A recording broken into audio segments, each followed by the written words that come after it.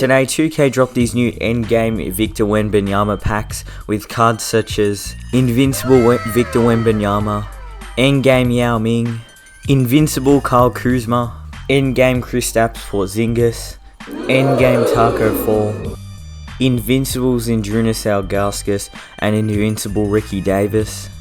And finally, Invincible Tim Thomas. And today I'm going to be showing you guys the best Snipe filters you can use to pick up these cards for cheap and make loads of MT. For the first filter, you want to set your max buyout to 500 MT. That's pretty much all you want to do for this filter.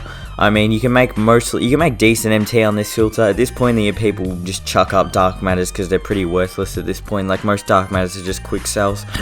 But I mean, it's pretty straightforward how you use this filter. Obviously, it's literally just 500 MT. But you're not going to be seeing any insane snipes on here. Like, Invincibles and Endgames are not going to be popping up on this filter if that's what you're looking for. But you can still make pretty quick MT just by sniping gold and emerald cards. As you can see, the cheapest Dark Matter Season 8 cards are going for about 4,000 MT. There's quite a few going for 4,000. These are 3,950.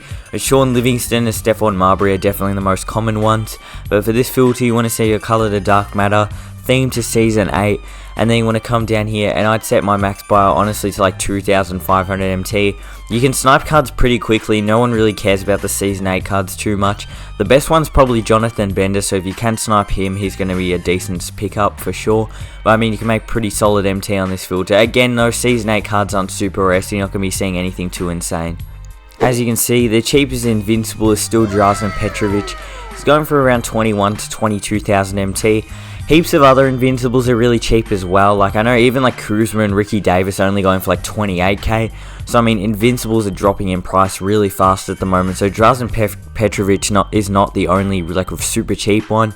But for this filter, you want to see a color to Dark Matter, theme to Invincible, and I'd scroll down here and you want to set your max buyout. I'd say to about 15 to 14,000 MT, maybe 14k is probably going to be a good amount. If you can snipe a Drazen Petrovic, you can make like up to like 10k per snipe depending on how much he's going for when you're sniping. And I mean, if you can snipe like a Ricky Davis on this filter or even like a Kuzma, you can make like 15k. So this is going to be a solid MT making filter. Invincibles are definitely much more common than they were like a month ago, but I mean, they're still relatively rare, especially some of like the more expensive ones.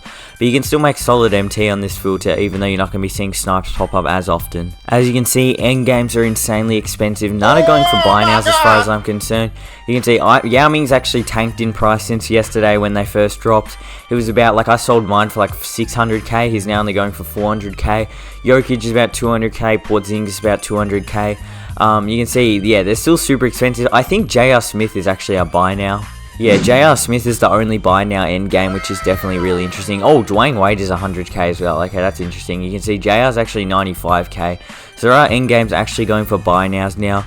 But for this filter, you want to come down here and set your color to Dark Matter, theme to endgame.